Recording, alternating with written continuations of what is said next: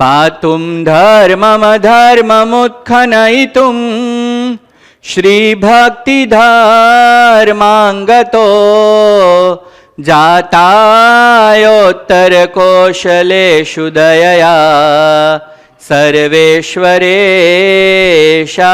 च तृप्तिं वाक्यसुधारसैर्विदधते नैजैर्निजानां मुहुः तस्मै श्रीहरये नमोऽस्तु सहजा नन्दाय सद्वर्णिने नन्दाय सद्वर्णिने।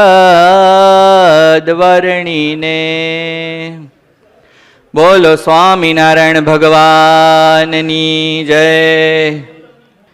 આજે આપણે રોજની કથાના સિક્વન્સ પ્રમાણે ગઈકાલે આપણે વચનવિધિના અમુક કડવા જોયા. આજે વચનામૃત 27મો આવ્યા છીએ. તો મહારાજ વચનામૃત ગઢડા પ્રથમના 27માં શું કહે છે એ આપણે સમજવાનો પ્રયત્ન કરીએ.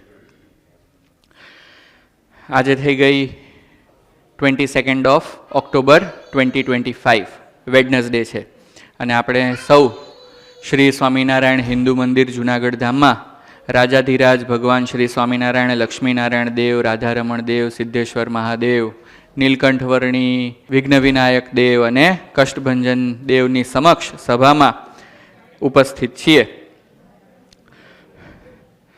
સ્વામિનારાયણ હરે, સ્વામિનારાયણ હરે. વચનામૃત ગઢડા પ્રથમનું 27મું. ભગવાન અખંડ નિવાસ કરીને રહે તેવી સમજણનું. મહારાજ કહે છે કે કોણ વ્યક્તિ એવા છે કે જેના અંતરમાં ભગવાન અખંડ નિવાસ કરીને રહે, રાઈટ? તો એ બાબત આજે ભગવાન આપણી સૌ ઉપર કૃપા કરીને સમજાવે છે. સંવત 1876ના પોષ સુધી દ્વાદશીને દિવસ શ્રીજી મહારાજ દિવસ ઉગ્યા પહેલા શ્રી ગઢડા મધ્યે દાદા ખાચરના દરબારમાં પરમહંસની જાયગાને વિશે પધાર્યા હતા. વિક્રમ સંવત 1876 ચાલી રહ્યું છે, પોષ સુધી દ્વાદશી છે.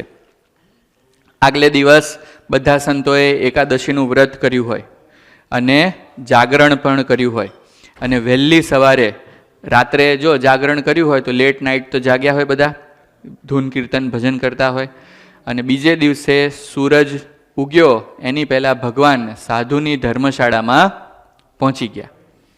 બરાબર? તો ભગવાનને એવો વિચાર નહીં આવ્યો હોય કે આખી રાત સંતોએ ધૂન કીર્તન કર્યું છે તો આપણે શાંતિથી બપોરે અથવા સવારે 10-11 વાગે જઈશું ને પછી મળીને આપણે વાત કરશું. પણ એમને એવું થયું હશે કે કંઈક ઇમ્પોર્ટન્ટ વાત છે તો અત્યારે ને અત્યારે આપણે કન્વે કરી દેવી જોઈએ. તો યુઝ્યુઅલી જે જગ્યાએ સભા ભરાય ત્યાં સભા ભરીને નથી બેઠા. મહારાજ પોતે અક્ષર ઓરડીથી ક્યાં ગયા? સાધુની જાયગામાં. તમે ઘણા બધા ભક્તોએ ગઢપુર મંદિરમાં દર્શન કર્યા હશે. તો ગઢપુર મંદિર મધ્યમાં છે, પછી એની ડાબી સાઈડ દાદા ખાચરનો દરબાર છે અને એના પાછળ અક્ષર ઓરડી છે. જ્યારે સાધુની જાયગા મંદિરથી જમણી બાજુ છે. તો વચ્ચે બધા દાદા ખાચરનો પરિવાર પણ રહેતો હોય, મંદિર પણ આવી ગયું, પછી છેક પેલી બાજુ સંતોની ધર્મશાળા છે. તો ત્યાં સવારે સૂરજ ઉગ્યો એની પહેલાં ભગવાન પહોંચી ગયા. તો કંઈક અગત્યની વાત હોય ત્યારે પહોંચ્યા હોય ને, અને પહોંચ્યા ત્યારે પાછા એમનેમ નથી પહોંચ્યા, તૈયાર થઈને પહોંચી ગયા છે. નાહી ધોઈને પૂજા કરીને. જો શું કહે છે, ને માથે ધોળો ફેટો બાંધ્યો હતો ને ધોળો ચોફાળ ઓઢ્યો હતો તથા ખેસ પહેર્યો હતો ને ઓટા ઉપર આથમણું મુખારવિંદ રાખીને વિરાજમાન હતા ને પોતાના મુખારવિંદની આગળ પરમહંસની સભા ભરાઈને બેઠી હતી. યુઝ્યુઅલી જ્યારે પણ મહારાજ સભા ભરીને બેસે ત્યારે દાદા ખાચર વગેરે ઘણા બધા હરિભક્તો હોય, સંતો હોય, બ્રહ્મચારીઓ હોય, બધા સાંખ્યોગી માતાઓ હોય, પછી લાડુબા, મોટીબા, જીવુબા બધા પણ ત્યાં હોય. પણ આજે કોણ છે? માત્ર ને માત્ર પરમહંસો. કેમ કે પરમહંસોની જાયગામાં જઈને મહારાજ વાત કરે છે. મહારાજ પહોંચી ગયા છે અને સભા કરીને બેઠા છે અને કોઈ એમને પ્રશ્ન નથી પૂછી રહ્યું મહેન્દ્રભાઈ, મહારાજને કોઈ એવું પૂછ્યું હોય, મહારાજ ઓહો તમે સવારે વહેલા આવી ગયા છો દ્વાદશીના દિવસે, તો મારે આ પ્રશ્ન છે હું તમને પૂછું? ના ના ના ના ના, ભગવાન પહોંચી ગયા અને કૃપા વાક્ય વરસાવી રહ્યા છે. શું કૃપા વાક્ય? જે પ્રશ્ન આપણા મગજમાં ઉદ્ભવે જ નહીં એવી કંઈક વાત ભગવાન સામેથી આપણી ઉપર કૃપા દ્રષ્ટિ રાખીને કરે તો એમની કૃપા કહેવાય આપણી ઉપર. રાઈટ? આપણને જે વાતનો વિચાર પણ ના આવે એવી વસ્તુ ભગવાન આપણને સામેથી ભેટમાં આપે છે, તો ભગવાનની કેવી કરુણા કહેવાય. તો આજે પણ આપણા બહુ મોટા ભાગ્ય છે કે નવા વર્ષના દિવસે આપણને ભગવાનના કૃપા વાક્યો સાંભળવા મળશે. અને કેવા કૃપા વાક્યો? કે મહારાજે એવું કીધું છે કે અમને આ અનંત કોટી બ્રહ્માંડમાં કોઈ વાલામાં વાલું હોય તો અમારા સંતો છે.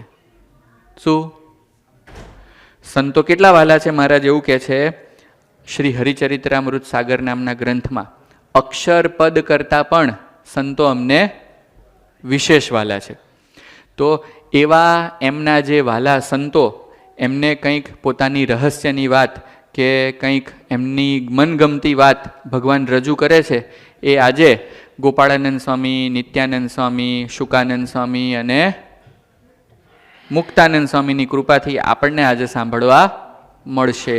કેમ કે આ બધા સંતો મહારાજ જ્યારે જ્યારે વચનામૃત કહે ત્યારે એનું સંકલન કરી લેતા અને સંકલન કરીને આ ગ્રંથ મહારાજ પાસે અપ્રૂવ કરાવીને પબ્લિશ કરેલો છે. એવું નથી કે એમણે કંઈક સાંભળ્યું હોય અને સાંભળીને સીધે સીધું લખી નાખ્યું હોય અને વોટ્સએપ ઉપર વાયરલ કરી દીધું હોય, એવું નથી. બરાબર? મહારાજ જે કાંઈ બોલ્યા હોય એ બધી જ વસ્તુ નંદ સંતોએ પહેલાં નોંધી લીધી હોય, પછી એ વસ્તુ મહારાજને બતાવી હોય અને મહારાજને કીધું હોય કે મહારાજ તમે જે બોલ્યા હતા એમાં અમે આવું સમજ્યા અને આવું લખ્યું, તો તમે એકવાર એને વાંચીને ઓકે કરી આપો કે આ બરાબર છે, તો પછી અમે આનો ગ્રંથ કરીએ. એવી રીતે ભગવાને ગઢપુરમાં, વડતાલમાં, કારિયાણીમાં, સારંગપુરમાં, અમદાવાદમાં અનેક જગ્યાએ વચનામૃતો કહ્યા છે. તો એ બધા જ વચનામૃતો હજારોની સંખ્યામાં છે. ગઢપુરમાં પણ પડ્યા છે હસ્તલિખિત પ્રતો, વડતાલમાં પણ પડ્યા છે, અમદાવાદમાં પણ પડ્યા છે. તો એ બધા જ વચનામૃતોમાંથી મહારાજે 262 વચનામૃત પાસ કર્યા અને એનો જે ગ્રંથ બન્યો એ છે વચનામૃત. અને એ ગ્રંથમાં જે પહેલું પ્રકરણ છે ગઢડા પ્રથમનું, એનું 27મું વચનામૃત આપણે પહોંચ્યા છીએ. રાઈટ? તો હવે મહારાજ કહે છે, પછી શ્રીજી મહારાજ અર્ધ ઘડી સુધી તો પોતાની નાસિકા અગ્ર સામું જોઈ રહ્યા ને પછી બોલ્યા છે. બરાબર? જો એ નક્કી કરીને જ આવ્યા હતા, એમના મનમાં વાત હતી જ કે મારે આ જઈને સંતોને કહેવી છે, પણ આઈને બેઠા અને અડધી ઘડી સુધી નાસિકાના અગ્રભાગ સુધી જોઈ રહ્યા. મીન્સ એ વિચારી રહ્યા છે કે આ વાતને મારે કઈ રીતે પ્રસ્તુત કરવી, કઈ રીતે રજૂ કરવી. બરાબર? કંઈક ખોટું કર્યું હોય તો ઠપકો આપતા કોઈને વાર લાગે ના, તરત આપી દે. કેમ છો કહેવામાં કંઈ પૂછવાનું ના હોય. પણ આ વાત એટલી અઘરી છે અને જો આપણને એ વાત સમજાઈ જાય અને એ પ્રમાણે આપણે જીવી શકીએ તો આપણું બહુ મોટું કામ થઈ જાય. એટલા માટે ભગવાન બહુ વિચારીને એને વ્યવસ્થિત ગોઠવીને જે પોતાના પ્રિયજનો છે, સૌથી પ્રિય છે, એની આગળ રજૂ કરી રહ્યા છે. તો મહારાજ અર્ધ ઘડી સુધી નાસિકાના અગ્ર સામું જોઈ રહ્યા અને પછી બોલ્યા છે, પરમેશ્વરને ભજવાની તો સર્વેને ઈચ્છા છે પણ સમજણમાં ફેર રહે છે. શું કહે છે મહારાજ? કે આ પૃથ્વી ઉપર જે કોઈ વ્યક્તિ ભગવાનને માનતા હોય એ બધાને ભગવાનને ભજવાની તો ઈચ્છા છે, પણ કંઈક એવી સમજણ છે કે જેને કરીને આપણે અખંડ ભગવાનને ભજી શકતા નથી. કંઈકની કંઈક વચ્ચે મુશ્કેલીઓ આવે છે, ઓબ્સ્ટેકલ્સ આવે છે, હર્ડલ્સ આવે છે અને આપણે ભગવાનને ભજી શકતા નથી. તો કેવી સમજણ હોય તો આપણે ભગવાનને ભજી શકીએ એ આપણને ભગવાન સમજાવશે. માટે જેની આવી સમજણ હોય તેના હૃદયમાં ભગવાન સર્વ પ્રકારે નિવાસ કરીને રહે છે. ભગવાનને ભજવાની સર્વેને ઈચ્છા છે, પણ જેને આવી સમજણ નથી તે નથી ભજી શકતા. અને જેને આવી સમજણ હોય તેના હૃદયમાં ભગવાન સર્વ પ્રકારે નિવાસ કરીને રહે છે. કેવા પ્રકારે? સર્વ પ્રકારે. બરાબર? તો અહીંયા જે શબ્દો વાપર્યા છે એ બહુ અગત્યના છે. આપ સૌ સ્વામિનારાયણ ભગવાનના હરિભક્ત છો અને આપણને મહારાજની આજ્ઞા છે કે રોજ આપણે સવારે પૂજા કરવી, અને પૂજા કરીએ તો પૂજા કરવાનો એક ભાગ છે શિક્ષાપત્રીનું પઠન કરવું, શિક્ષાપત્રી વાંચવી. તો આપણે આજ સુધી અનેકવાર શિક્ષાપત્રી વાંચી ગયા છીએ. એ સ્વામિનારાયણ ભગવાને પોતે લખેલી છે. એમાં મહારાજે 105 નંબરનો શ્લોક છે, એમાં મહારાજે કીધું કે જીવ આવો છે, અછેદ્ય છે, અભેદ્ય છે, અજર છે, અમર છે, બરાબર, ચૈતન્ય છે, જ્ઞાનરૂપ છે. અને એ જીવ વિશેષ કરીને જે કોઈ મનુષ્ય હોય એ મનુષ્યના હૃદયને વિશેષ કરીને રહ્યો છે, પણ નખથી શિખા પર્યંત વ્યાપીને રહ્યો છે. આવું મહારાજે જીવની વાત કરી. પછી 106 નંબરના શ્લોકમાં માયાનું લક્ષણ કીધું, અને 107 નંબરના શ્લોકમાં મહારાજે કીધું કે જે પ્રકારે જીવ હૃદયને વિશે રહ્યો છે, મનુષ્યના હૃદયને વિશે, એવી જ રીતે એ જીવની અંદર ભગવાન અંતર્યામીપણે કરીને અખંડ રહ્યા છે. શું કીધું? અંતર્યામીપણી કરીને અખંડ રહ્યા છે. તો શિક્ષાપત્રીમાં એવી વાત કરી કે દરેક જીવના હૃદયની અંદર આત્મા રહ્યો છે, અને એ આત્મા જેને આપણે જીવ કહીએ, એ જીવની અંદર ભગવાન અંતર્યામીપણે કરીને અખંડ રહ્યા છે. તો અહીંયા કેમ એવી વાત કરી હશે કે ભાઈ જે વ્યક્તિને આવી સમજણ હોય તેના હૃદયમાં જ ભગવાન અખંડ નિવાસ કરીને સર્વ પ્રકારે રહે? તો અલગ અલગ વાત થઈ ગઈ ને. એક નોર્થ પોલ થઈ ગયો ને એક સાઉથ પોલ થઈ ગયો. તો હવે એ આપણે સમજવાની જરૂર છે. અને આપણને આજકાલના આયેલાને આવી ખબર પડતી હોય કે ભાઈ મહારાજે શિક્ષાપત્રીમાં આવું લખ્યું છે અને વચનામૃતમાં કેમ આવું કહે છે, તો નિત્યાનંદ સ્વામી, મુક્તાનંદ સ્વામી, ગોપાળાનંદ સ્વામી, શુકાનંદ સ્વામી જે આખી જિંદગી ભગવાનની સાથે રહ્યા હોય, બરાબર, આમ કહીએ તો ભગવાનને ઓગાળીને પી ગયા હોય, બરાબર, તો એમને તો ખબર પડે જ કે મહારાજ આવું કેમ કહે છે. પણ કોઈ સંતો ત્યાં કશો પણ પ્રશ્ન પૂછતા નથી. કેમ કે જ્યારે કોઈ મોટા કંઈક વાત કરી રહ્યા હોય તો એક ફ્લોમાં વાત કરતા હોય, ત્યાં જો આપણે વચ્ચે પ્રશ્ન પૂછીને ડિસ્ટર્બ કરીએ તો એમને જે કહેવું હોય એ રહી જાય. તો શું કરાય? વિવેક શું શીખવાડે છે કે મોટા ક્યારેક કંઈક બોલતા હોય તો એને પ્રેમથી સાંભળી લેવું. પછી આપણને કંઈક પ્રશ્ન હોય તો આપણે એને પૂછી શકીએ છીએ, આપણને થોડી ના પાડવાના છે. પણ અત્યારે તો શું કરવું જોઈએ? સાંભળી લેવું જોઈએ. તો નંદ સંતો એ જ પ્રમાણે વાતને સાંભળી રહ્યા છે. પછી મહારાજ કહે છે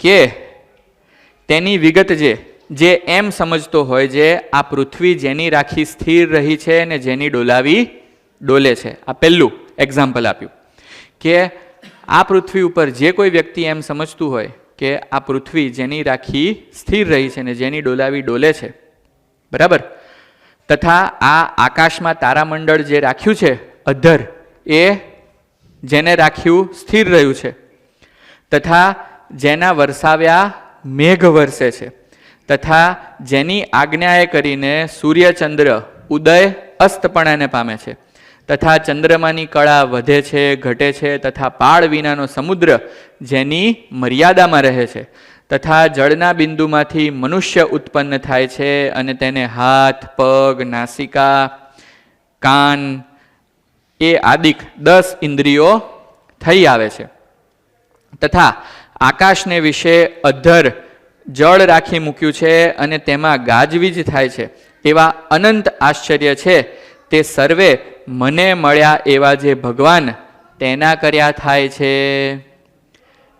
બરાબર, આપણી આજુબાજુ આ તો અહીંયા મહારાજે 10-15 ગણાયા, પણ આપણે શાંતિથી શાંત ચિત્તે આપણી આજુબાજુ બધું જોઈએ તો આપણને એવું ઘણું જોવા મળે કે અનેક પ્રકારના આશ્ચર્ય થતા હોય. તો એ બધા જ આશ્ચર્ય આપણને એવું લાગે કે મને જે મળ્યા એ ભગવાન વતે થાય છે, તો પ્રગટ પ્રમાણ જે ભગવાન તે વિના બીજો કોઈ એ આશ્ચર્યનો કરનારો છે એમ માને નહીં. અને પૂર્વે જે અનંત પ્રકારના આશ્ચર્ય થઈ ગયા છે તથા હમણાં થાય છે તથા આગળ થશે તે સર્વે મને મળ્યા એવા પ્રત્યક્ષ ભગવાન તે વતે જ થાય છે એમ સમજે એવા વ્યક્તિના હૃદયમાં ભગવાન સર્વ પ્રકારે નિવાસ કરીને રહે છે, એવું મહારાજ કહેવા માંગે છે. તો આપણે તપાસવું કે આ બધી જે મોટી મોટી ભગવાને વસ્તુઓ ગણાય એ તો આપણને એમ લાગે કે ચાલો ભાઈ ભગવાન આ કરી રહ્યા છે, પણ જો ભગવાન આપણને એવું મનાતું હોય કે મને પ્રત્યક્ષ મળ્યા એટલે જે આપણી આંખની સમક્ષ હોય ને એને શું કહેવાય? પ્રત્યક્ષ કહેવાય. અને જે આપણી આંખની સમક્ષ ન હોય એને પરોક્ષ કહેવાય. બરાબર? તો અત્યારે આપણી આંખની સમક્ષ કયા છે? અહીંયા જે સિંહાસન ઉપર બિરાજે છે તે.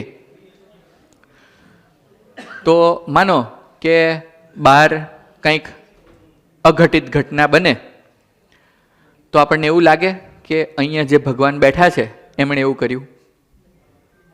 લાગે? ના લાગે. આપણા જીવનમાં કંઈક સારું થાય, રાઈટ? આપણને પ્રમોશન મળે કે કોક આપણને વખાણે કે કોકના દ્વારા આપણા બેંક અકાઉન્ટમાં જાણ્યા વગર $1 મિલિયન ટ્રાન્સફર થઈ જાય તો આપણને એવું લાગે કે મને જે પ્રત્યક્ષ ભગવાન મળ્યા છે એના વતે એવું થયું? ના લાગે. નથી લાગતું. એટલા માટે આપણા હૃદયમાં ભગવાન અખંડ નિવાસ કરીને નથી રહ્યા. હવે ચાલો આ બધી તો મોટી મોટી વાત થઈ ગઈ, પણ આપણું કોઈક માન કરે, અપમાન કરે, બરાબર, આપણને ગાળ બોલે, બરાબર, અથવા આપણા પડોશી હોય એ સત્સંગી ના હોય અને આપણો જે રેસિડેન્શિયલ એરિયા હોય ત્યાં એને ગાર્બેજ ઠલવાઈ જાય તો આપણને એવું લાગે કે આ જે કર્યું એ ભગવાને કર્યું? કેવું લાગે? કે બાજુવાળાએ કર્યું? બાજુવાળાએ કર્યું એવું લાગે. તો અહીંયા મહારાજનો કહેવાનો તાત્પર્ય એ છે કે આપણા જીવનમાં કોઈ પણ પ્રકારનું સુખ આવે કે દુઃખ આવે, ગમે તે પરિસ્થિતિ ઊભી થાય, દરેક પરિસ્થિતિમાં જો આપણે એવી વસ્તુને સ્વીકારી શકીએ કે આ જે થયું સારું થયું કે ખરાબ, જો આપણને જે વસ્તુ ગમતી હોય એ થાય તો આપણે રાજી થઈએ અને જે ન ગમતી હોય એ થાય તો આપણે દુઃખી થઈએ. તો આપણા જીવનમાં દુઃખ આવે કે સુખ આવે, આપણે એવું સમજી શકીએ કે આના દેનાર માત્ર ને માત્ર મને જે ભગવાન મળ્યા છે એ છે, તો આપણે સ્થિર રહી શકીએ, તો આપણે ભગવાનને કરતા માન્યા કહેવાય.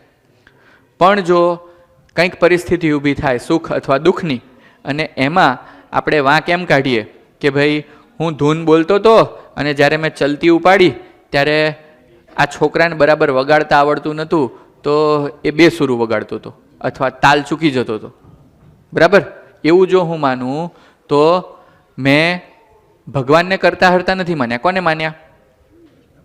જે ભાઈ વગાડતા હતા અથવા જે છોકરો વગાડતો હતો એને માન્યા. તો મહારાજ આપણને એ સમજાવવા માંગે છે, ખાસ કરીને સંતોને, બરાબર, કે જે વ્યક્તિ કોઈ પણ પ્રકારની પરિસ્થિતિમાં એવું સમજી શકે કે મારા જીવનમાં આ જે કંઈ પરિસ્થિતિ ઊભી થઈ, સારી અથવા ખરાબ, આપણને ગમે એવી અથવા ન ગમે એવી, પણ એના કરતાં માત્ર ને માત્ર મને જે મળ્યા એ જ ભગવાન છે, તો એવા વ્યક્તિના હૃદયમાં ભગવાન અખંડ નિવાસ કરીને રહે. અને જે વ્યક્તિ એવું સમજે કે મારી સાથે જે કંઈ થયું એ મને મળ્યા, એ ભગવાને કર્યું છે, તો આપણને હર્ષ શોક ન થાય. શું ન થાય? હર્ષ શોક ન થાય. યુઝ્યુઅલી કેવું થાય કે આપણા જીવનમાં અનએક્સપેક્ટેડ હેપીનેસ આવી જાય ને તો પણ આપણે ભગવાનનું ભજન કરવાનું ભૂલી જઈએ. શું થાય? ભગવાનનું ભજન કરવાનું ભૂલી જઈએ અને એ હેપીનેસને ભોગવવા માંડીએ અથવા કોકને જણાવવા માંડીએ અથવા એનો પ્રચાર કરવા માંડીએ. એવી જ રીતે જ્યારે અનએક્સપેક્ટેડ દુઃખ આવી જાય, રાઈટ, ત્યારે પણ આપણે ભગવાનનું ભજન ન કરી શકીએ. શું થાય? દુઃખી થઈ જઈએ, બરાબર. ગમે તેટલી મહેનત કરીને ભગવાનના સ્વરૂપમાં ચિત્ત ચોંટાડવાનો પ્રયત્ન કરીએ પણ એ ન થાય અને એના ઉપાય શોધવા માટે ધમ પછાડા કરવા માંડીએ, બધી વાત કરવા માંડીએ કોકને અથવા કોકની પાસે મદદ માંગવા માંડીએ. તો મહારાજનું એવું કહેવું છે કે જે વ્યક્તિને ભગવાન ભજવા હોય એણે ભગવાનને કરતા સમજવા. શું સમજવા? ભગવાનને જ કરતા સમજવા. કરતા સમજવા અને હરતા સમજવા. કરતા હરતા એક ભગવાન છે. આગળ આપણે જેમ જેમ વચનામૃતમાં આગળ વધશું ત્યાં એવી પણ વાત આવશે કે મોક્ષનો હેતુ શું છે? તો કે માત્ર ને માત્ર ભગવાનને કરતા સમજવા એ જ મોક્ષનો હેતુ છે. રાઈટ? તો તમે ખાલી અત્યારે વાત ચાલી રહી છે ત્યારે પણ જો તમે વિચારશો તો તમને હા પડશે અંતરમાં કે આપણા જીવનમાં કોઈ પણ પ્રકારની પરિસ્થિતિ આવે અને એના કરતાં હરતા જો આપણે ખાલી ભગવાનને સમજીએ, આપણને જે ભગવાન મળ્યા છે એને જ સમજીએ, તો આપણે સ્થિર થઈ જઈએ. આપણે કોકની ઉપર આક્ષેપ પણ ન કરીએ અને કોકે સુખ આપી દીધું હોય તો એનામાં આપણે ખેંચાઈ પણ ના જઈએ, લેવાઈ પણ ના જઈએ. હર્ષ શોક એવી વસ્તુ છે કે જે વ્યક્તિથી અથવા જે વસ્તુથી આપણને સુખ થાય એમાં આપણને રાગ થાય. શું થાય? રાગ થાય. એની સાથે આપણે જોડાઈ જઈએ. બરાબર? અને ભગવાન સાથે જે જોડાણ હોય એ તૂટી જાય. એવી જ રીતે જે વ્યક્તિ દ્વારા અથવા જે વસ્તુ દ્વારા આપણને દુઃખ થાય તો ત્યાં દ્વેષ થાય, અને દ્વેષ થાય તો એ જગ્યાએથી આપણે તૂટી જઈએ. બરાબર? તો રાગ અને દ્વેષ એ બંને વસ્તુ એવી છે કે જે આપણને ભગવાનમાં સ્થિર રહેવા દે નહીં. તો જે વ્યક્તિએ ભગવાનમાં સ્થિર રહેવું હોય એની માટે ભગવાન ઉપાય બતાવે છે કે આ અનંત પ્રકારના આશ્ચર્ય અમે અહીંયા જે કહ્યા, આજ સુધી જે કંઈ અનંત પ્રકારના આશ્ચર્ય થયા છે, થાય છે અને થશે, એ બધા જ મને મળ્યા એવા ભગવાન વતી થાય છે. એવી જો ભગવાનની આપણે નિશ્ચય દ્રઢ કરીએ કે મારા જીવનમાં જે કંઈ સારું મોડું થાય છે એ બધું જ ભગવાનનું કર્યું થાય છે, તો આપણે સ્થિર રહી શકીએ, અને સ્થિર રહી શકીએ તો ભગવાનમાં જોડાઈ શકીએ. ભગવાનમાં જોડાઈ શકીએ તો જ ભગવાન આપણા આત્મામાં અખંડ નિવાસ કરીને રહે ને. કેમને એમ રહે? આત્મામાં ભગવાન અખંડ નિવાસ કરીને રહે એનો મતલબ એવો પણ થાય કે આપણી વૃત્તિઓ ભગવાનમાં લાગેલી રહે. પણ જ્યારે આપણી વૃત્તિઓ ભગવાનમાં ના લાગેલી હોય ત્યારે કોઈક બીજી જગ્યાએ લાગેલી હોય, તો બીજી જગ્યા કઈ છે? તો કે પંચ વિષય. બરાબર? શબ્દ, સ્પર્શ, રૂપ, રસ અને ગંધ એમાં લાગેલી હોય. અને ત્યાં ના લાગેલી હોય તો કંઈક આપણા રાગમાં લાગેલી હોય, મારે આ કરવું છે, મારે આ કરવું છે, એમાં લાગેલી હોય. પણ જો ભગવાનને કરતા હરતા સમજીએ તો વૃત્તિ ક્યાં રહે? ભગવાનમાં રહે. અને ક્યારેય કોઈ પણ પરિસ્થિતિમાં આપણે દુઃખી ન થઈએ. કેમ? કેમ કે કરતા ભગવાનને સમજ્યા. ભગવાનને કરતા સમજ્યા હોય, ભગવાનને હરતા સમજ્યા હોય તો ગમે તેટલું સુખ આવે તો આપણને અંતરમાં એમ થાય કે ભલે નવીનભાઈ દ્વારા મારી માટે કંઈક સુખ આવ્યું, પણ એ કરનારા તો ભગવાન છે. અને માનો કે રાજેશભાઈ દ્વારા કંઈક દુઃખ આવ્યું તો એ દુઃખ દેનારા પણ ભગવાન છે. તો આપણે જીવ છીએ તો વિવેક દ્વારા આપણે સમજી તો શકીએ કે આમના દ્વારા સુખ આવ્યું ને આમના દ્વારા દુઃખ આવ્યું, પણ એના આપનારા કોણ છે? ભગવાન છે. એવું એમણે પોતે શિક્ષાપત્રીમાં લખ્યું છે કે સર્વ જીવને કર્મ ફળના આપનારા અમે છીએ, ભગવાન માત્ર કર્મ ફળ પ્રદાતા છે. રાઈટ? તો આ પહેલી વાત મહારાજે જે નંદ સંતોને કરી કે જેને ભગવાનને ભજવા હોય અથવા જેને એવી ઈચ્છા હોય કે મારા હૃદયમાં ભગવાન અખંડ નિવાસ કરીને રહે, તેને શું સમજણ હોવી જોઈએ? તો કે આપણને જે ભગવાન મળ્યા છે એ જ કરતા હરતા મનાવા જોઈએ. રાઈટ? હવે આગળ મહારાજ વાત કરે છે. અને વળી પોતે એમ સમજતો હોય છે, ચાહે કોઈ મારી ઉપર ધૂળ નાખો, ચાહે કોઈ ગમે તેવું અપમાન કરો, ચાહે કોઈ હાથીએ બેસાડો, ચાહે કોઈ નાક કાન કાપીને ગધેડે બેસાડો, તેમાં મારે સમભાવ છે. શું કહે છે મહારાજ? કે કોઈક મારું અપમાન કરો કે કોઈ મારું સન્માન કરો. કોઈક આપણને સભામાં બોલાવે અને હાર પહેરાવે તો આપણું સન્માન થયું કહેવાય. અને કોક આપણને એમ કે અલ્યા ભાઈ શું આટલો બધો અવાજ કર કરો છો, કથા ચાલે છે, શાનામાના સાંભળો ને, અડધો કલાક તો સ્થિર બેસો અવાજ કર્યા વગર. તો આ શું થઈ ગયું કહેવાય? અપમાન થઈ ગયું કહેવાય. તો કોઈક અપમાન કરે કે સન્માન કરે, પણ એ બંને પરિસ્થિતિમાં જેને સમભાવ રહે, બરાબર, એના હૃદયમાં ભગવાન અખંડ નિવાસ કરીને રહે. કેમ કે જ્યારે અપમાન થાય ત્યારે આપણે હર્ષમાં આવી જઈએ અને આમ દેખાડવા માંડીએ, જુઓ જુઓ જુઓ ભાઈ, બે ચાર જણા ફોટો પાડી લેજો, હં મારું સન્માન થઈ રહ્યું છે, બરાબર. ત્યારે પણ આપણે ભગવાનને ભૂલી જઈએ. અને ક્યારેક અપમાન થાય ત્યારે પણ ભગવાનમાંથી વૃત્તિ તૂટી જાય. કેમ? કેમ કે અહમ ઉપર ઘા વાગ્યો હોય, બરાબર, માન હણાણું હોય એટલે પીડા બહુ થાય. દેખાય નહીં, મૂઢ માર વાગે. કેવો માર વાગે? મૂઢ માર વાગે, દેખાય નહીં. પણ અંદર જીવાતમાં વળ ખાતો હોય. રાઈટ? તો મહારાજ એવું કહે છે કે મને કોઈ હાથીએ બેસાડો કે ગધેડે બેસાડો, બધી જ જગ્યાએ મારે સમભાવ છે, માન કરો કે અપમાન કરો. પછી મહારાજ કહે છે, તથા જેને રૂપવાન એવી યુવાન સ્ત્રી અથવા કુરૂપવાન સ્ત્રી અથવા વૃદ્ધ સ્ત્રી તેને વિશે તુલ્ય ભાવ રહે. બરાબર? અહીંયા સ્ત્રીનું તો મહારાજે એક્ઝામ્પલ આપ્યું, પણ સ્ત્રીના ઉદાહરણે આપણે 5 વિષય સમજી લેવા: શબ્દ, સ્પર્શ, રૂપ, રસ અને ગંધ. તો માનો કે આપણે ભગવાનનું ધ્યાન કરતા હોઈએ અને 2-4 દિવસ પહેલાં મેનકા અને રંભા અને ઉર્વશી બધી અપ્સરાઓની વાત આવી હતી. એવી કોઈક અપ્સરા આપણી નજરે ચડે તો આપણને ભગવાનમાં ધ્યાન રહે? સાચું કહેજો, આપણે ડોકી હલાવવાની જરૂર નથી, મનમાં કહેજો ધ્યાન રહે કે ના રહે. બરાબર? રાઈટ? તો એક પ્રકારનો વિષય છે. જે રૂપ છે, પછી એ સ્ત્રીનું હોય કે કોઈક પદાર્થનું હોય કે ગમે તે રૂપ હોય, એ શું છે? એક પ્રકારનો વિષય છે. એ વિષય આપણને ભગવાનમાંથી ઉખેડી નાખે, ભગવાનમાંથી ખેંચી લે, આપણી વૃત્તિ ભગવાનમાં સ્થિર થવા દે નહીં. તો જેમ રૂપ છે એ આંખનો વિષય છે, એવી રીતે શબ્દ છે એ શેનો વિષય છે? કાનનો. તો માનો કે આપણે ભગવાનનું ધ્યાન કરતા હોઈએ અને આપણને કોઈક હોલિવૂડ અથવા બોલિવૂડ મૂવીનું સોંગ ગમતું હોય અને એ વાગવા માંડે તો આપણું મન ભગવાનમાં રહે? ના રહે. બરાબર?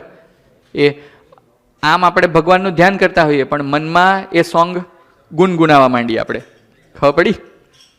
અથવા કોઈનો સારો શબ્દ હોય, કોઈ સ્ત્રી, પુરુષ માટે કોઈ સ્ત્રી બહુ મીઠા વચને વાત કરતી હોય, બહુ સન્માનભરી વાણી હોય, તો એ સાંભળવી આપણને ગમે. પણ નિષ્કુળાનંદ સ્વામી જેવા કોઈ સંત વચન વિધિ નામનો ગ્રંથ બોલતા હોય અને એમાં જે બધી આખરી વાત આવતી હોય એ સાંભળવી ગમે નહીં. બરાબર? અને એવું ને એવું સ્ત્રીઓ માટે. બરાબર? એમને જે ઉપદેશ કરનારા હોય એના ઉપદેશના વાક્યો સાંભળવા ગમે નહીં, પણ કોઈક પુરુષ હોય એ એમના વખાણ કરતો હોય અથવા એમની સ્કિલને પ્રમોટ કરતો હોય કે એવું બધું કરતો હોય તો એ બધું ગમે. તો એવો શબ્દ સાંભળવાનું મન થાય. તો ચાલો, આંખનો વિષય આવી ગયો, કાનનો વિષય આવી ગયો, શબ્દ. હવે સ્પર્શ. સ્પર્શ તો સ્પર્શ અનેક પ્રકારના હોય. યુઝ્યુઅલી સજીવન સ્પર્શ આપણે જોઈએ તો પુરુષ માટે સ્ત્રી અને સ્ત્રી માટે પુરુષ. એવી રીતે પદાર્થના પણ સ્પર્શ હોય. બરાબર? કોઈક વસ્તુ સુંવાળી હોય તો આપણને બહુ ગમે, અને કર્કશ હોય, વૃક્ષ હોય તો એ આપણને અડવી ગમે નહીં. જે વ્યક્તિને વિચારવાનું, આપણે તો કંઈ જોવા નથી ગયા, પણ બધી જ જગ્યાએ આમ હાથ ફેરવવાનું જેને બહુ મન થતું હોય ને, જે કંઈક વસ્તુ જોવે ને અડવાનું મન થાય, હાથ ફેરવવાનું મન થાય, તો એને સ્પર્શની વાસના છે. શેની છે? સ્પર્શની. તો એ જે સ્પર્શ છે એ પણ આપણને ભગવાનમાં વૃત્તિ જોડવા દે નહીં. એવી જ રીતે ગંધ. બરાબર? અન્નકૂટ સજાતો હોય ભગવાન માટે, બરાબર, પણ ગરમા ગરમ વસ્તુ અન્નકૂટ માટે જતી હોય તો આપણું મન કથામાંથી અને ભગવાનની મૂર્તિમાંથી આમ જતું રહે. બરાબર? તો એ શું છે? સ્વાદ છે, રસાસ્વાદ છે. રાઈટ? તો એ વસ્તુ પણ આપણને ભગવાનમાં સ્થિર થવા દે નહીં. અમદાવાદમાં એક સાધુ હતા. બરાબર? એમને એવું હતું કે ભગવાનમાં એટલો બધો પ્રેમ કે ભગવાનની મૂર્તિના દર્શન કરે ને તો તરત સમાધિ થઈ જાય. અને સમાધિ થાય તો કેવી? 2 કલાક, 5 કલાક, 6 કલાક, 10 કલાક નહીં, અઠવાડિયું, 10 દિવસ, 15 દિવસ, મહિનો, 2 મહિના સુધી સમાધિમાંથી ઉઠે નહીં, દેહ ત્યાંનો ત્યાં પડ્યો રહે. તો હવે એની જોડમાં જે સંતો હોય અથવા એની સાથે જે સંતો રહેતા હોય એને તો ચિંતા થાય ને, ક્યારે આ ભાઈ સમાધિમાં જતા રહ્યા છે કે શું થયું છે, કેમ ખબર પડે? બરાબર ને? હવે ક્યારે જાગશે? જ્યાં સુધી જાગે નહીં ત્યાં સુધી એનું ધ્યાન રાખવું પડે કે કોઈક બહેનો આવીને, માતાઓ આવીને ચરણ સ્પર્શ ના કરી જાય, સ્વામી હેપી ન્યૂ યર. બરાબર? એ બધું ધ્યાન રાખવું પડે ને. તો આવી બધી મુશ્કેલી સર્જાવા માંડી. તો બધા સંતો ગયા ગોપાળાનંદ સ્વામી પાસે અને ગોપાળાનંદ સ્વામીને જઈને પ્રાર્થના કરવા લાગ્યા કે સ્વામી આપણા એક સાધુ છે, એને ભગવાનના ગમે ત્યારે દર્શન કરે ને તો અચાનક સમાધિ થઈ જાય છે, તો હવે શું કરવું? કંઈક રસ્તો ઉપાય બતાવો કે અમે ક્યાંક ગામડા વિચરણે ગયા હોઈએ, જોડી માંગવા ગયા હોઈએ અને તમારી સ્મૃતિ થાય ને ત્યાં ઢળી પડે, સમાધિ થઈ ગઈ, હવે અમારે આને ક્યાં પાર્સલ લઈને ફરવું? બરાબર, આવો પ્રશ્ન થતો હતો. તો ગોપાળાનંદ સ્વામીને વાત કરી. ગોપાળાનંદ સ્વામી કે હું ઉપાય બતાવું, પણ હું તમને જે પ્રિસ્ક્રિપ્શન આપું એ દવા માપે વાપરજો, બરાબર, ઓવરડોઝ ના કરી દેતા. કેમ કે કોઈ સાધુને ભગવાનનું સ્વરૂપ યાદ આવે અથવા ભગવાનના દર્શન કરીને સમાધિ થતી હોય તો એ તો બહુ મોટી વાત કહેવાય ને, તો એને કંઈ ટાળી ના નખાય આપણે, રાઈટ? તો ગોપાળાનંદ સ્વામી એવું કીધું કે હું તમને ઉપાય બતાવું. તો શું ઉપાય બતાવ્યો ખબર છે? એવું કીધું કે સંતો તમે પહેલાં એ જાણી લો કે જે સાધુને સમાધિ થઈ જાય છે એને શું બહુ ભાવે છે, બરાબર? સમાધિ થાય અને તમારે જગાડવા હોય ત્યારે ભાવતી વસ્તુ બનાવી અને બાજુ મૂકવી, તરત સમાધિ તૂટી જશે અને બહાર આવી જશે. તમે રામકૃષ્ણ પરમહંસનું નામ સાંભળ્યું હશે, સ્વામી વિવેકાનંદજીના ગુરુ, બરાબર? એ બહુ સમાધિનિષ્ઠ હતા અને એમને ભગવાનનો સાક્ષાત્કાર હતો. અને હું કદાચ ન ભૂલતો હોઉં તો એમના ધર્મપત્નીનું નામ હતું શારદા દેવી. તો એમણે એમના ધર્મપત્નીને એવું કીધું કે જે દિવસે હું ખાવાનું બંધ કરી દઉં ને એ દિવસે તું એમ સમજજે કે ત્રીજા દિવસે મારો દેહ રહેશે નહીં. આવી કથા ચાલતી હોય, બધા હરિભક્તો આવીને બેઠા હોય અને શારદા દેવી અંદર રસોડામાં ભજીયા તળે ને તો શું કે ખબર છે? એ તમે બધા અહીં બેસો, હું ભજીયા લઈને આવું. શું કે? ભજીયા ખાઈને આવું. એનો મતલબ એવો નહીં સમજવાનો કે રામકૃષ્ણ પરમહંસને રસાસ્વાદ હતો, રસાસ્વાદ નહોતો, પણ આ દેહને ટકાઈ રાખવા માટે ક્યાંક તો જોડાણ જોઈએ. શું? ક્યાંક જોડાણ જોઈએ. અને જો કોઈક પંચ વિષયમાં જોડાણ ન હોય ને તો આ દેહ ટકે નહીં. શું થાય? પડી જાય. તો એ એવા મોટા પુરુષ હતા કે એમણે દેહમાં રહેવા માટે રસાસ્વાદને રાખ્યો હતો અને ઈચ્છા મૃત્યુ પામી શકે એવા પુરુષ હતા. એટલે એવું એમણે કીધું કે જે દિવસે હું ખાવાનું તારી પાસે માંગવાનું બંધ કરી દઉં અથવા તમે જે આ ભજીયા બનાવો છો એમાં મારી રુચિ તમને ઓછી દેખાય ત્યારે સમજી લેજો કે હવે 3 દિવસના મહેમાન છે. અને થયું પણ એવું. એવા આપણા નંદ સંતોના તો અનેક પ્રસંગો છે. પાછળ જો હરેશભાઈના ટેબલ ઉપર પરમહંસ ગાથા પડી, બરાબર? એ ખોલીને તમે વાંચશો ને, ગ્રીન કલરનું કવર છે, બરાબર? તો એમાં આવા અનેક પ્રસંગો નંદ સંતોના લખ્યા છે. તો આપણે શબ્દની વાત થઈ ગઈ, સ્પર્શની વાત થઈ ગઈ, રૂપની વાત થઈ ગઈ, ગંધની વાત થઈ ગઈ અને રસની વાત થઈ ગઈ. તો જેમ માન અપમાને કરીને આપણે સ્થિર રહી શકીએ ને આપણને સમભાવ રહે, એમ રૂપવાન સ્ત્રી, કુરૂપવાન સ્ત્રી અથવા વૃદ્ધ સ્ત્રીને જોઈને પણ આપણને 3 પ્રકારની સ્ત્રીમાં તુલ્ય ભાવ રહે એવું ભગવાન ઈચ્છે છે. એવું આપણને બધી જ જગ્યાએ તુલ્ય ભાવ હોય તો આપણામાં ભગવાન અખંડ નિવાસ કરીને રહે. ત્રીજી વાત મહારાજ કહે છે, તથા સુવર્ણનો ઢગલો હોય તથા પથ્થરનો ઢગલો હોય તે બે જેને તુલ્ય જાણે, બરાબર, એના હૃદયમાં ભગવાન અખંડ નિવાસ કરીને રહે. હા, તે 3 અઘરા છે. શું? સોનાનો ઢગલો હોય અને પથ્થરનો ઢગલો હોય. બંનેને જોઈને આપણને એમ થાય, સોનું જોઈને આપણે આમ આશ્ચર્ય ના પામી જઈએ, દોડીએ નહીં લેવા, અને પથ્થર જોઈને એમ ને અરે શું યાર પથ્થર નીકળ્યા તો, બરાબર. ન્યૂ યરના દિવસે મને મારા હસબન્ડે, મારા વાઈફે, મારા ફાધર ઇન લોએ, મધર ઇન લોએ, મારા બ્રધરે, સિસ્ટરે જે ગિફ્ટ આપી અને ખોલી એમાં પથ્થર નીકળ્યા તો એમાં આપણે દુઃખી ન થઈ જઈએ. અને કોકે લક્ષ્મીજીનો ચાંદીનો અથવા સોનાનો સિક્કો આપ્યો હોય એ જોઈને એના પ્રત્યે બહુ આપણને વાહ વાહ ના થઈ જાય, વાહ વાહ વાહ વાહ, જોયું, આ જ મારી સાચી કદર કરે છે, જોયું, મને તો સોનાનો સિક્કો આપ્યો. તો એ બંને જગ્યાએ તુલ્ય ભાવ રહે, એના હૃદયમાં ભગવાન અખંડ નિવાસ કરીને રહે. તો વસ્તુ પદાર્થ માત્ર બધું જ આવી ગયું. અહીંયા તો મહારાજે ખાલી એક એક્ઝામ્પલ આપ્યું છે કે સોનાનો ઢગલો અને પથ્થરનો ઢગલો, પણ દરેક વસ્તુ પદાર્થ આવી ગઈ. કોકને એવું હોય કે ભાઈ સોનામાં બહુ રસ ન હોય, પણ iPhone 17 જે હમણાં નવો નવો લોન્ચ થયો છે એ કોકને આપે તો એમાં રસ હોય, કોકને મેકબુકમાં રસ હોય, કોકને ટેસ્લાની કારમાં રસ હોય, કોકને જેમાં રસ હોય એમાં.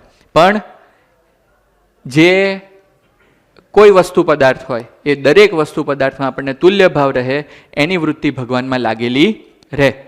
અને જો તુલ્ય ભાવ ન રહે તો વસ્તુ પદાર્થમાં ખેંચાઈ જાય. ભગવાન કરતાં કોનો મહિમા વધી ગયો કહેવાય? વસ્તુનો, પદાર્થનો. રાઈટ? એવી જાતના જ્ઞાન, ભક્તિ, વૈરાગ્ય આદિક જે અનંત શુભ ગુણ તેને યુક્ત જે ભક્ત હોય તેના હૃદયમાં ભગવાન નિવાસ કરીને રહે છે. તો મહારાજ સંતોની આગળ વાત તો કરે છે, પણ જે કોઈ સ્વામિનારાયણ ભગવાનના ભગત છે, જેને ભગવાનમાં અખંડ વૃત્તિ રાખવી છે, પોતાના હૃદયમાં ભગવાનને અખંડ નિવાસ કરાવો છે, એ બધા માટે આ વચનામૃત કામનું છે. જો અહીંયા મહારાજે કયો શબ્દ વાપર્યો? ભક્ત શબ્દ વાપર્યો. એવું નથી કીધું કે જે સંત ધર્મ, ભક્તિ, જ્ઞાન, વૈરાગ્ય આદિક અનેક ગુણે યુક્ત હોય એ સંતના હૃદયમાં ભગવાન અખંડ નિવાસ કરીને રહે છે. એવું નથી કીધું. એ ભક્તના હૃદયમાં ભગવાન અખંડ નિવાસ કરીને રહે છે. તો આ નવા વર્ષે આપણને ભગવાને આવી સરસ દિવ્ય વાત આપી, તો આપણે મનોમન એવો ઠરાવ કરવો જોઈએ કે ભગવાન આજે તમે જે મને વાત આપી એવી મારે સ્થિતિ થાય, એવો મારે તમારામાં પ્રેમ થાય, તમારામાં ભક્તિ થાય, આપના સ્વરૂપ સિવાય દરેક પદાર્થમાં વૈરાગ્ય થાય, ધર્મનું પાલન થાય, આપે જેવું સમજાયું છે એવું જ્ઞાન મારામાં દ્રઢ થાય, એવો આપણે સંકલ્પ આજના નવા વર્ષે કરી શકીએ. આજથી હું દર વર્ષે જીમમાં જઈશ, એક પણ દિવસ જીમ મિસ નહીં કરું, તેમાં શું ભલા માણસ જીમ મિસ ના કરો એમાં? બરાબર હે? પણ એવા આ લોકના વ્યક્તિઓ અથવા જે સત્સંગ જેને નથી મળ્યો અને એવા લોકો જે આવા ઠરાવ કરે, એવા ઠરાવ આપણે ના કરાય. આપણે તો ભગવાનના ભક્ત છીએ, તો ભગવાન પ્રસન્ન થાય અથવા આપણે ભગવાન સાથે જોડાઈ શકીએ એવા આપણે ઠરાવ કરીએ તો ભગવાન આપણી ઉપર પ્રસન્ન પણ થાય અને ઠરાવ સિદ્ધ થાય એની માટે ભગવાન આપણને બળ પણ પૂરું પાડે. બરાબર? આગળ મહારાજ કહે છે, પછી તે ભક્ત જે તે ભગવાનને પ્રતાપે કરીને અનંત પ્રકારના ઐશ્વર્યને પામે છે અને અનંત જીવના ઉદ્ધારને કરે છે. શું કહે છે મહારાજ? કે જે ભક્ત ના હૃદયમાં આવી રીતે ભગવાન સર્વ પ્રકારે નિવાસ કરીને રહે, તે ભક્ત ભગવાનના પ્રતાપે કરીને અનંત પ્રકારના ઐશ્વર્યને પામે. ઐશ્વર્યને પામે એટલે અષ્ટ સિદ્ધિ નવ નિધિ કે દાતા હનુમાનજી છે ને, હે? એવી અષ્ટ સિદ્ધિ અને નવ નિધિ આપણામાં આવી જાય. કોનામાં? આપણામાં. તો હનુમાનજી જન્મ્યા ત્યારે એવી લઈને આવ્યા હતા? ના ના ના ના ના ના. કઈ રીતે આવી? રામ ઉપાસક બન્યા, ભગવાનની આવી ભક્તિ કરી, અને એમની માટે તો મોતીની માળા હોય કે પથ્થરો હોય, બધું સરખું હતું. હૃદય ફાળે તો શું દેખાતું હતું અંદર? રામ ભગવાનનું સ્વરૂપ દેખાતું હતું. તો એ ખરા ભગવાનના ભક્ત હતા, એટલા માટે એમને એવી સ્થિતિ થઈ, અષ્ટ સિદ્ધિ ને નવ નિધિ ને અમર બની ગયા અને આખી દુનિયા એમને પૂજે છે. હનુમાનજીના મંદિરો આ પૃથ્વીના ગોળા ઉપર જેટલા હશે એટલા બીજા કોઈ દેવી દેવતાના નહીં હોય. બરાબર? કેમ? કેમ કે ભગવાન આવા ભક્ત હતા. ખ્યાલ આવ્યો? તો જો મહારાજ શું કહે છે, પછી તે ભક્ત જે તે ભગવાનને પ્રતાપે કરીને અનંત પ્રકારના ઐશ્વર્યને પામે છે ને અનંત જીવના ઉદ્ધારને કરે છે. કેવી સામર્થ્ય આવી જાય એની અંદર? અનંત જીવના ઉદ્ધાર કરી શકે ને એવી સામર્થ્ય આવી જાય. કેવી રીતે? તો અને એવી સામર્થ્ય યુક્ત થકો પણ અન્ય જીવના માન અપમાનને સહન કરે છે, એ પણ મોટી સામર્થ્ય છે. કોઈ વ્યક્તિ બેઠું હોય અને એને કીડી કરડે, બરાબર, અથવા મચ્છર કરડે અને આમ કરીને મચ્છરને મારી ના દે અને સ્થિરનો સ્થિર બેસી રહે, તો એ સહન શક્તિ રૂપ સામર્થ્ય કહેવાય કે ના કહેવાય? કહેવાય કે ના કહેવાય? સહન શક્તિ તો થઈ કે નહીં? કે ભાઈ એક મચ્છર કરડ્યું તોય ના હલ્યો, બે કરડ્યા તોય ન હલ્યો, મધમાખી આખા શરીર ઉપર બધી 100-200 ચોંટી ગઈ ને ડંખ માર્યા તોય ન હલ્યો, તો એ સહન શક્તિ કહેવાય ને? એવી રીતે કોઈક વ્યક્તિ આપણું માન અપમાન કરે તેમાં પણ આપણે સ્થિર રહી શકીએ, એ પણ એક પ્રકારની સામર્થ્ય છે. શું છે? સામર્થ્ય. રાઈટ? અને એવી જેમાં સામર્થ્ય હોય એના હૃદયમાં ભગવાન અખંડ નિવાસ કરીને રહે. કાંજે સમર્થ થકા ઝરણા કરવી તે કોઈથી થાય નહીં. શું? સમર્થ થકા ઝરણા કરવી એ કોઈથી થાય નહીં. માનો કે અંકિતભાઈ છે, કોઈ વ્યક્તિને અંકિતભાઈ સાથે ફાઇટિંગ થઈ ગઈ, બરાબર, અને અંકિતભાઈ બોડી એ કરીને સ્ટ્રોંગ છે, હેલ્ધી છે, ફિટ છે, અને જેની સાથે ફાઇટિંગ થઈ એ બિચારો દુબળો છે અને ખરેખરી ફાઇટિંગ થઈ ગઈ, તો અંકિતભાઈ આપણે એને ખેંચીને લાફો માર્યા વગર રહેવાય ખરો? હે? કેમ? કેમ કે આપણે સમર્થ છીએ, રાઈટ? હવે એ વ્યક્તિની જગ્યાએ આપણી સામે જો ભીમ ઊભો હોય તો આપણે શું કરીએ? તમે તો પાંડુ છો, બરાબર, મારે તમને કાંઈ ના કરાય, અરે રે રે, તમે તો અર્જુનના ભાઈ છો અને તમે તો શ્રી કૃષ્ણના ભક્ત છો, ત્યારે તરત આપણને મહિમા ફાટી નીકળે, બરાબર. કેમ? કેમ કે આપણે એની સામે સમર્થ નથી. પણ આપણામાં સામર્થ્ય હોય અને તેમ છતાં પણ આપણે સહન કરી શકીએ, ઝરણા કરી શકીએ, જતું કરી શકીએ, માન અપમાનને પચાવી શકીએ, તો એ પણ એક મોટી સામર્થ્ય છે. તો જો મહારાજ એમ કે છે, કાં જે સમર્થ થકા ઝરણા કરવી તે કોઈથી થાય નહીં, એવી રીતે ઝરણા કરે છે તેને અતિ મોટા જાણવા. કેવા જાણવા? અતિ મોટા જાણવા. આપણે કોકની સાથે વિવાદ કર્યો અને વિવાદમાં સામેવાળો વ્યક્તિ મૌન રહી જાય છે અને આપણી સાથે ઝઘડો નથી કરતો, તો એ આપણી મોટપ નથી કે આપણે એને દાબી દીધો. કોની મોટપ છે? સામેવાળાની. કે સમર્થ છે, આપણને જે જવાબ આપવા ઘટે એ આપી શકે છે, આપણી સાથે ઝઘડવું હોય તો ઝઘડી શકે છે, પણ મૌન રહી જાય છે તો એની સામર્થ્ય છે. આવી સામર્થ્ય જેમાં હોય એની ઉપર ભગવાન રાજી થાય. હજુ મહારાજ આગળ કહે છે, અને એ સમર્થ તો કેવા છે? આવી જેનામાં સામર્થ્ય હોય એ કેવા સમર્થ થાય? આવી એટલે ખાલી માન અપમાન સહન કરે, એ પંચ વિષયમાં લોભાય નહીં, એ દરેક પ્રકારના પદાર્થ એને તુલ્ય સમજાય, સર્વ કરતા હરતા ભગવાનને સમજે, આ બધી જ વસ્તુ સામટી સમજવાની. અને એ સમર્થ તો કેવા છે? એના નેત્રમાં ભગવાન જોનારા છે. શું? એના નેત્ર વડે જોવે છે કોણ? ભગવાન. તે માટે બ્રહ્માંડમાં જેટલા જીવ પ્રાણી માત્ર છે તેના નેત્રને પ્રકાશ કરવાને સમર્થ થાય છે, અને એના પગમાં ચાલનારા ભગવાન છે. તે માટે બ્રહ્માંડમાં સર્વ જીવના પગને વિશે ચાલવાની શક્તિને પોષણ કરવાને અર્થે સમર્થ થાય છે. એમ એ સંતની સર્વે ઇન્દ્રિયોમાં ભગવાન રહ્યા છે. તે માટે એ સંત તો બ્રહ્માંડના સર્વે જીવોના ઇન્દ્રિયોને પ્રકાશ કરવાને સમર્થ થાય છે. જે કોઈ સંત અથવા જે કોઈ ભક્ત આ ઉપર જે બધું મહારાજે વર્ણવ્યું એવી એનામાં સ્થિતિ હોય, એવી એમનામાં સહન શક્તિ હોય, એવી એનામાં સામર્થ્ય હોય, તો એવા સંત ના આંખમાંથી જોનારા ભગવાન છે, ચાલનારા ભગવાન છે, બોલનારા ભગવાન છે. તમે એને કંઈક આપો અને ગ્રહણ કરે તો એનામાં જમનારા ભગવાન છે. ખાલી એટલું જ નહીં, આખા બ્રહ્માંડની અંદર જેટલા વ્યક્તિઓ ચાલે છે એ વ્યક્તિઓને ચાલવા માટે એના પગમાં જે શક્તિ આપી છે એ કોના વતી છે? એવા સંત અને એવા ભક્તને થકી છે. એવું કોણ કહે છે? શ્રીજી મહારાજ કહે છે, બરાબર. તો એ કેવા મોટા કહેવાય? હજુ આગળ, માટે એ સંત તો સર્વ જગતના આધાર રૂપ છે.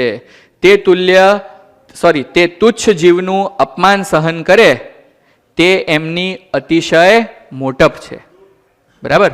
તો કોઈ મોટા સંત હોય અને એની આગળ માનો કે તમે ઘણું બધું જોયું હશે કે આપણા સંપ્રદાયના ઘણા બધા સંતો હોય, કથા વાર્તા કરતા હોય, તો શાસ્ત્રને લગતી જ કથા વાર્તા કરતા હોય, તો એમાં અમુક લોકો એનો વિરોધ કરે ને ગાળાગાળી કરે ને આમ કરે ને યુટ્યુબ ઉપર વાયરલ કરે ને વોટ્સએપમાં વાયરલ કરે ને સંતો માફી માંગી લે, એવું બધું તમે જોયું જ હશે ને.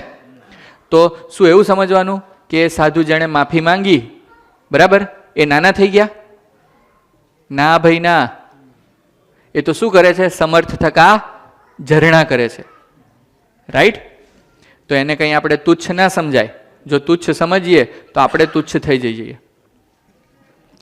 પણ મહારાજ એને કેવા ગણે છે? એ તો અતિશય મોટા છે, અને એવી રીતની ક્ષમાવાળા છે તે જ અતિ મોટા છે. કોઈ માન કરે, અપમાન કરે, બરાબર, કોઈ મોટા વક્તા હોય તો એને બધા હાર પહેરાવે, એની વાહ વાહ કરે, અને આવે ત્યારે બધા ફૂલ પાથરે અને સૂઈનું સૂઈ કરી નાખે, બરાબર. અને અમુક લોકો એને ગાળો પણ દે, બરાબર. તો એ બધું જ જે સહન કરી જાણે, માન પણ સહન કરી જાણે અને ગાળો દે એવું અપમાન પણ સહન કરી જાણે, એને ભગવાન અતિશય મોટા સમજે છે. અને જે આંખો કાઢીને પોતાથી ગરીબ હોય તેને બીવરાવે છે ને મનમાં જાણે છે હું તો મોટો થયો છું, પણ એ મોટો નથી અથવા સિદ્ધાઈ દેખાડીને લોકને ડરાવે છે, એવા જે જગતના જીવ છે તે ભગવાનના ભક્ત નથી, એ તો માયાના જીવ છે અને યમપુરીના અધિકારી છે. શું કીધું? માયાના જીવ છે અને યમપુરીના અધિકારી છે. માનો કે આ મંદિર છે, એ મંદિરમાં ઘણા બધા ભક્તો આવતા હોય, તો એમાં બે પ્રકારના ભક્તો હોય, બરાબર. એક ગરીબ હોય, ગરીબ એટલે પૈસે કરીને નહીં, હો, સ્વભાવે કરીને ગરીબ, કે કંઈક પ્રશ્ન બન્યો તો પડતું મૂકે, બરાબર. હા ભાઈ ભૂલ થઈ ગઈ, માફ કરો, સમજી જાય, તો એને ગરીબ ભક્ત કહેવાય, રાઈટ. તો કોઈક વ્યક્તિ બહુ બળવાન હોય અને ગરીબને દબાવે અને એમ સમજે કે હું તો મોટો થયો છું, હું તો મહાન છું. કોકની પાસે સત્તા હોય અને સત્તાએ કરીને બીજાને દબાવે, બરાબર, અને એમ સમજે કે હું મહાન થયો છું. આપણે કંઈક બિઝનેસ ચલાવતા હોઈએ અને બિઝનેસમાં આપણા ત્યાં બધા જે કર્મચારીઓ હોય, એ કર્મચારીનો વાંક ના હોય, પણ તો એમ છતાંય આપણે રાગ દ્વેષે કરીને અથવા કંઈક બીજી રીતે એને હેરાન કરતા હોઈએ, એને પીડતા હોઈએ, એને દબાવતા હોઈએ, તો ભગવાન આપણને કેવા સમજે છે? માયાના જીવ સમજે છે અને નરકના અધિકારી સમજે છે. પણ એ ગરીબ ઉપર તો ભગવાન રાજી થાય, રાઈટ. કેમ? કેમ કે સમર્થ થકા ઝરણા કરે છે. આપણે ગમે તેવો બિઝનેસ ચલાવતા હોઈએ, જે માણસો પાસે કામ કરાવતા હોઈએ, એને આપણે દબાઈએ તો આખો દિવસ આપણે બિઝનેસ સાચવવા બેસી રહેવાના છીએ. એક દિવાસળી મૂકીને જતો રહેતો. સામર્થ્ય તો આપી જોઈએ ભગવાને, પણ બિચારો ઝરણા કરતો હોય. શું કરતો હોય? તો એવાને આપણે કંઈ પીડાય નહીં. પીડીએ તો પછી ક્યારેક ભગવાન આપણો વારો પાડી દે, રાઈટ. તો હવે મહારાજ આગળ કહે છે, અને એવાની જે મોટપ તે સંસારના માર્ગમાં છે. કેવી રીતે? તો જેમ સંસારમાં જેને ઘોડું ચડવા ન હોય, તેથી જેને ઘોડું ચડવા હોય તે મોટો, અને એક ઘોડું જેને હોય તેથી જેને 5 ઘોડા હોય તે મોટો. એમ જેમ જેમ અધિક સંપત્તિ હોય તે સંસાર વ્યવહારમાં અતિ મોટો કહેવાય, પણ પરમેશ્વર ભજ્યામાં એ મોટો નથી, બરાબર. જેની પાસે કોઈ કાર ના હોય એના કરતાં 1 કાર વાળો મોટો, 1 કાર કરતાં 5 કાર વાળો, 5 કાર કરતાં હેલિકોપ્ટર વાળો મોટો, અને હેલિકોપ્ટર કરતાં જેની પાસે અઢળક ધન સંપત્તિ પ્રોપર્ટી બધું હોય એ બધો મોટો કહેવાય. પણ ક્યાં? સંસારમાં. સંસારમાં કેટલા દિવસ રહેવાનું? બહુ તો બહુ 100 વર્ષ. ત્યાં તમે મોટા. પણ પરમેશ્વરને ભજવામાં આપણે મોટા નથી. પરમેશ્વરને ભજવામાં તો કોણ મોટું? તો કે અત્યારે આગળ આની પહેલાં જે બધી મહારાજે વાત કરી એ મોટો. ગરીબને દબાવે એ કાંઈ પરમેશ્વરને ભજવામાં મોટો કહેવાય નહીં. અને જેની મતિ એવી હોય જે આ સ્ત્રી તો અતિશય રૂપવાન છે, અને આ વસ્ત્ર તો અતિશય સારું છે, અને આ મેડી મીન્સ બંગલા વગેરે, મેન્શન વગેરે તો ઘણી સારી છે, અને આ તુમડી તો અતિશય સારી છે, અને આ પાત્ર તો અતિશય સારું છે. એવી રીતની જે ગૃહસ્થ તથા ભેખધારી તે સર્વે તુચ્છ બુદ્ધિવાળા છે. શું? ગૃહસ્થ હોય કે ભગવાધારી હોય? ભેખધારી મીન્સ ભગવાધારી. વાહ વાહ, હો તમારી ગાડી તો બહુ સરસ, બરાબર. તમારું મકાન તો ઓહો, આટલા બધા જગ્યાએ મેં ઘણા ભક્તોને ત્યાં વિચરણ કર્યું, પણ તમારા ઘર જેવું એકય ઘર નહીં.